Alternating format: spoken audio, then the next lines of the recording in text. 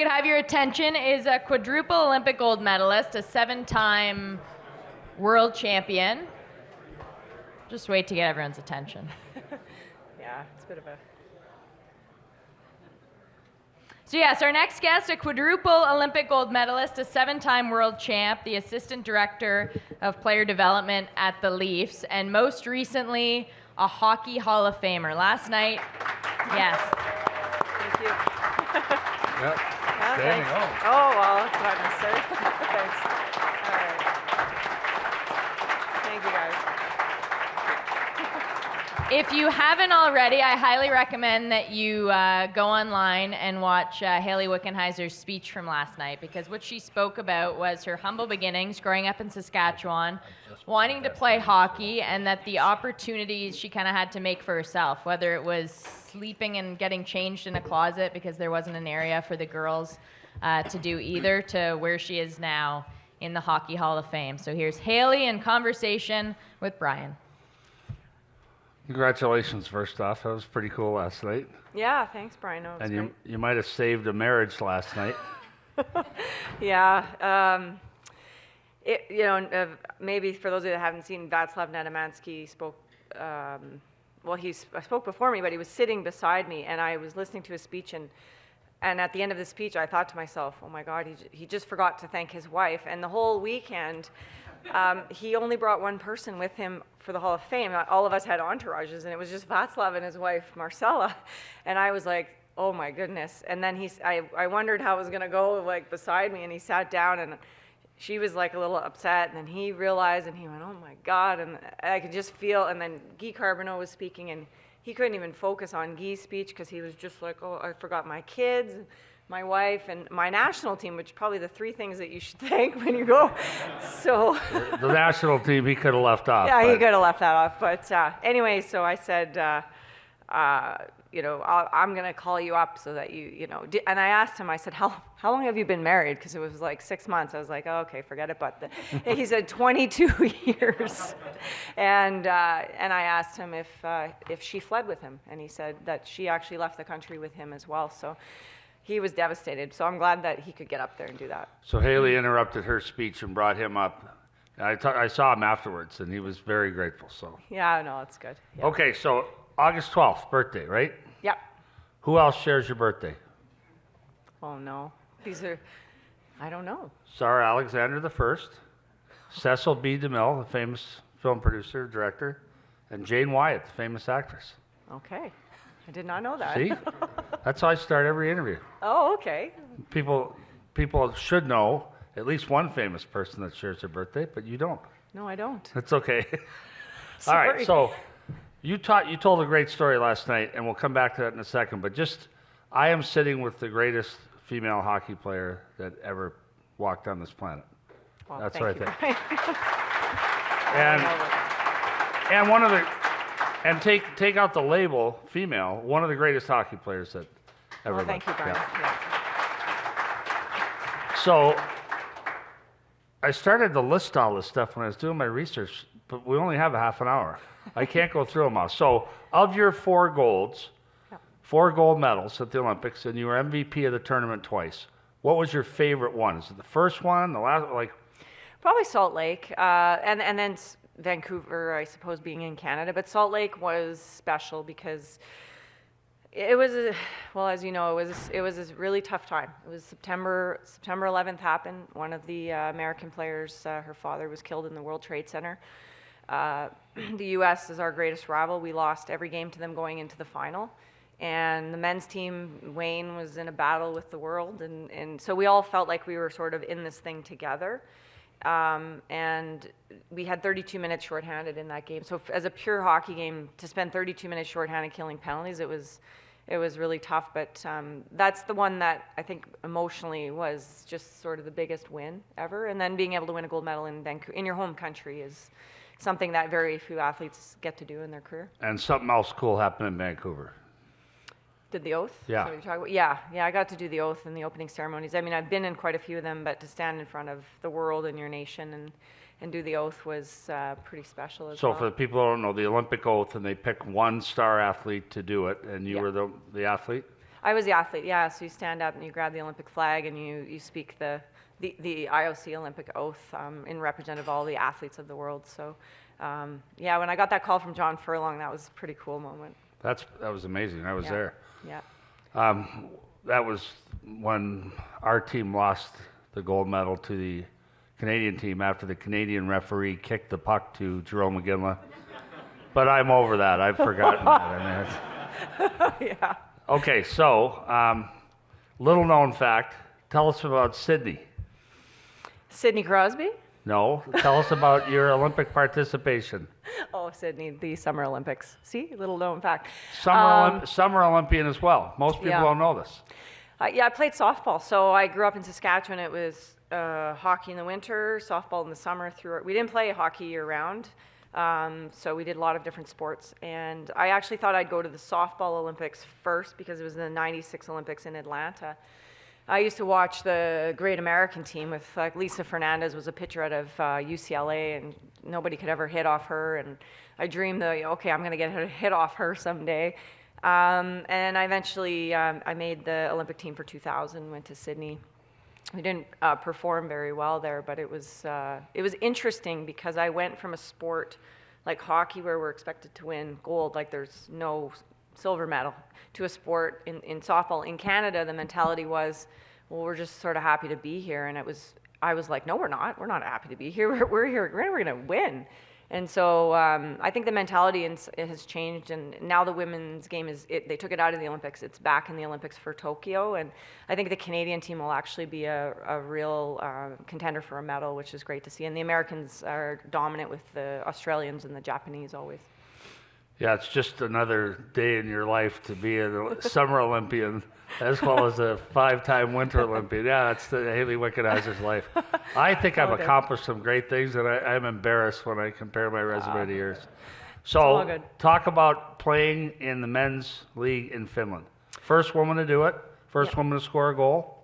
Yeah. No, I didn't know where I was going to end up overseas. I actually signed a contract in Bolzano in the Italian A-League, and as I was driving to the airport, I literally had signed the contract. I was driving to the airport, I got a call that the Italian Federation had a last-minute meeting, and they decided to make a rule to ban that no woman could ever play in their highest league in Italy, in Bolzano. So I turned around, came home, and I was back to the drawing table of where to find another place, which was Finland. It was great because Teemu Selanne was a part owner of the team, and Matty Hagman coached, who played in the NHL. So they kind of knew what I would be coming from, and I enjoyed it. Although my teammates didn't talk to me for the first 2 weeks, not because they didn't want to talk to me, they were just too shy. So the Finns are pretty quiet people, and it took a little while to get into the mix. And how many games did you play that year? I played the last half of that season, so I think it was 23 games, and we ended up winning. We were second division. We went up to the first division, and it was a big deal because a lot of people thought, like, I'm coming to the team's going to be worse. And obviously we weren't. We won the division. We had a good team, and I averaged a half a point a game, so I was pretty happy with myself. That I think mostly that I believed I could play, but I think it just proved to people like I could play, and that was very important to me. Only half a point a game? Yes. Yeah, that's again. It's hard to believe.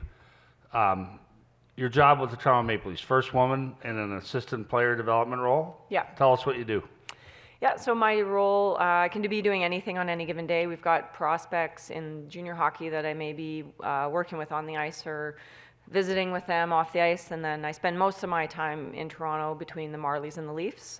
We have development days with the Marlies where we divide it into pods, and we divide up with our development staff different skills and drills that we're working on with different players. And the same thing with the Leafs. In the season with the Leafs, there's not a lot of time for skill development, but I'll get 10-15 minutes here and there to work with players. And players, when Tavares was hurt and Hyman's been hurt, I've been working with those guys to get them back. So I love that I get to go on the ice with the players and just be around the rink. I was sour when they hired you. I wanted to be the guy that hired the first woman to work in the NHL. You were in medical school, so I thought there's no way she'll do this. I was so pissed off when I read about this. So medical school, because you need something to do in your spare time. Tell us how medical school is going. It's good. I got 2 exams on Wednesday and Thursday, gynecology, obstetrics, and pediatrics. So I'm going to study. There's a joke in there somewhere, but I'm not going to touch it. I gave it to you. I Yep. gave it to you. No, I'm going to study on the plane home and hope for the best, but it's been fine. I podcast a lot of my lectures, so when I'm flying to Toronto, I can do 4 or 5 lectures. I do hockey primarily during the day, 7 till 2-ish, and then I do medicine, and then I'll watch hockey at night as well. So it's actually worked out really well, and I have to say that the Leafs have been tremendous. I think they see in me that I wanted to finish medicine. When I got the call from Kyle, I said, I'd love to do this, but I am going to finish medicine. I started this, and he said, okay, well, whatever we can do to make it work. So I really appreciate it, and I do feel like they hired me because they think I can help the players, and that's how you want to be hired, not just to check a box. Yeah, it's not a gimmick. It's Yeah. a real hire. Yeah. But that's how I viewed you. If I had offered you a job, it was never about being the first one to hire a woman, although I wanted to be. Yeah. But it was about you as a hockey player, what you could provide. All right. Tell us about Noah. My son Noah, he's 19 years old. He goes to the University of Victoria, and he studies art history and military studies. And he's in the military, the Canadian military, and the reserves. He's a SIGs op, so he's the guy on the radio that tells all the guys where to, I don't know, drop bombs or shoot things. I don't know what they do, but it's kind of scary. About that. Yeah, about that. So it's about what it is. But Yeah. he loves it. He's always loved the military. And when we had a world championship in Ottawa, I connected with some special forces guys. They took him to shoot some C6s on the range, and that was it. He fell in love with it, and that he hates hockey. He actually just has no interest in hockey. He would be interested today in the business and all of that, but just never loved the game at all. So he has his own thing. That's cool. Yeah. Now, what do you do? I don't know if you ever have an afternoon off, but what is your idea of an afternoon off? Not studying, not doing Leaf stuff. Yeah. You know what? Netflix is a good thing. I usually just die on the couch and watch Netflix. There's this really good show on Crave called The Circus. It's about the American elections and Trump and the politics. I find it fascinating. I like watching that.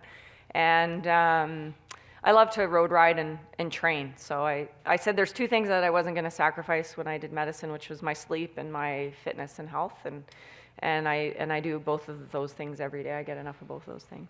Yeah, as a GM, I sacrificed both of those. but Yeah, that's true. Now, I have to ask, and I'm going to answer the question for you, because when I asked Hayley to do this, she said, not prepared to talk about where women's hockey is going, because none of us know. Like, there's no path. But people will wonder why I didn't ask. And Hayley and I both agree, we think it's going the right way. We're not sure when and where, but we'll be there to support it when it is. But everyone else there is going, when's he going to ask her about the CWHL? And the answer is, there's nothing happening right now, and at the right time, we'll both get behind it, like we always do. Yeah, and I can say, Brian, too, like I did have a conversation with Gary Bettman last night, and I mean, the fact is, I do think the NHL has a plan, and I think they want to support the game, and it's not the NHL that's holding women's hockey, professional women's hockey back. It's the current league that exists that, quite frankly, won't fold and needs to fold for the right reasons. And I'm going to say that because I know that all the other players, the best players in the world, they believe the same thing. So when we get the best players in the world in a 4 to 6 team league, that's going to be really good hockey. Yeah, and the league is ready to step up. I've had that same conversation. But I didn't want everyone here is going to wonder if I didn't ask you why I didn't ask you. Yeah. So, real quickly, a couple more things, and then I want to open it up to questions. The state of the game, the way it's played in the National Hockey League right now, you as one of the greatest players ever, is the game in good shape? Do you like watching the league? Do you happy the way it's going? I do like watching the league. I mean, I think that, you look through all the rosters now, every player, even the 4th line guys, they're skilled, right? They're skilled, they're fast. The game is fast. I still like I'm not a big fan of fighting in the game. I don't think we need fighting in the game. And me neither. Yeah. But sometimes I think you have to protect your teammates, and so sometimes the headshots and the high hits and stuff like that, I like to see a team stand up for each other, because I think the game is about passion, skill, discipline, and emotion. I think that's what makes a successful team, and you do have to have a bit of sandpaper in there. So the teams that I enjoy watching the most are the teams that can mix it all. But ultimately, the 5-man game of speed and skill and grit, look at St. Louis. I think that's the teams that will win. Yeah, exactly. You were not a stranger to the penalty box when you played?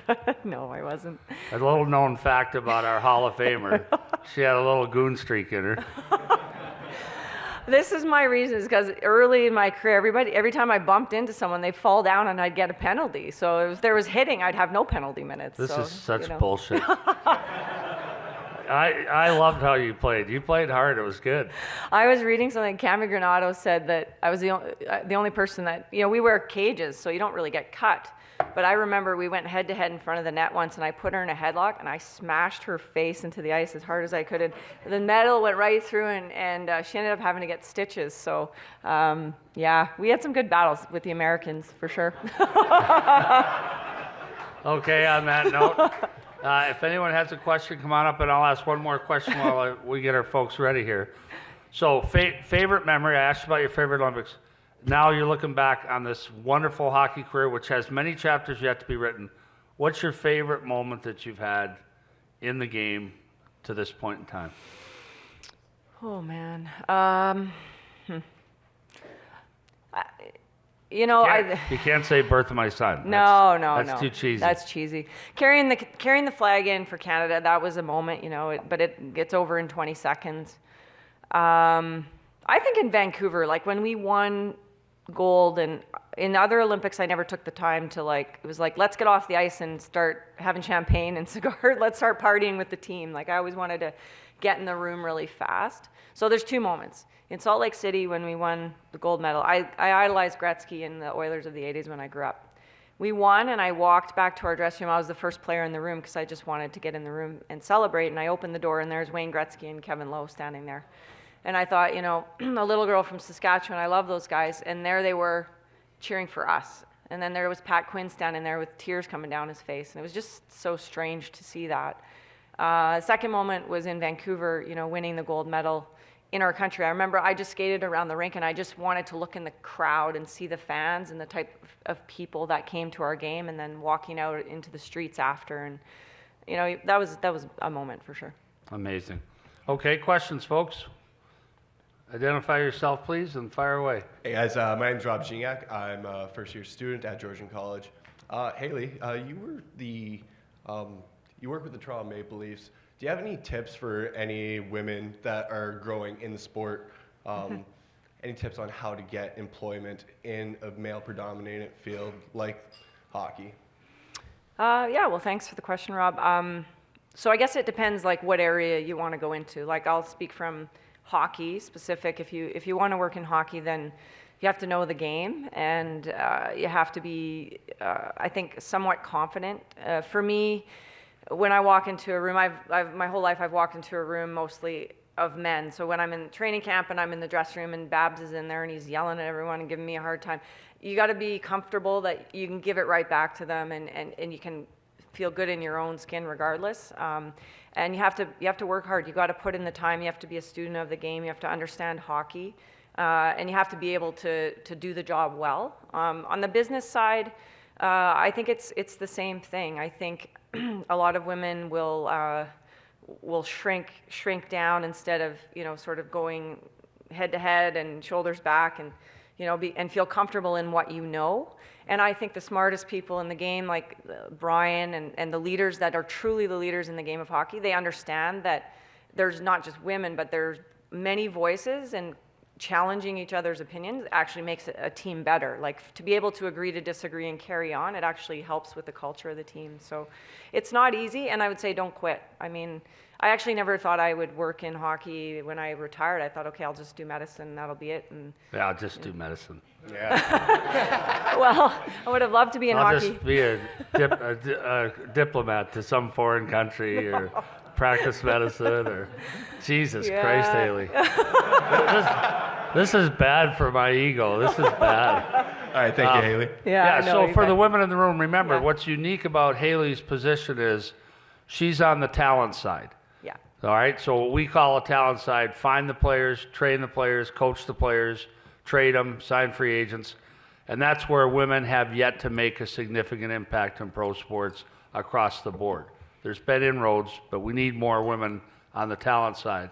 On the business side, women have had a tremendous impact and will continue to do so. But the wall we have to break down is the talent side. Yes. Oh, 1 minute? One more question. Go ahead. Hi, I'm Shannon Coulter. I'm a recent graduate from Western, and I'm currently freelancing at Sportsnet. Hayley, I would just love to know one fact about yourself that none of us here would know. Oh, Lord. That won't get you in trouble. Yeah.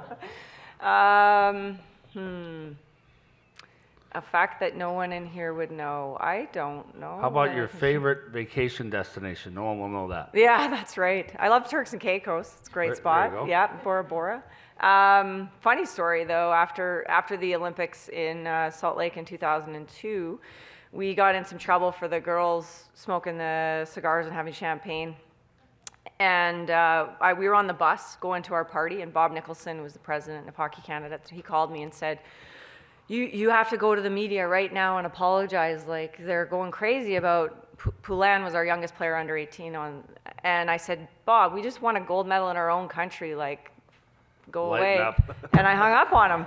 And he was so mad at me. And then the next morning at 7 a.m., I was in the media center apologizing on behalf of Canada. So I thought it was outstanding. I have no apologies. So, ladies and gentlemen, Hockey Hall of Famer, wonderful person, Hayley Wickenheiser.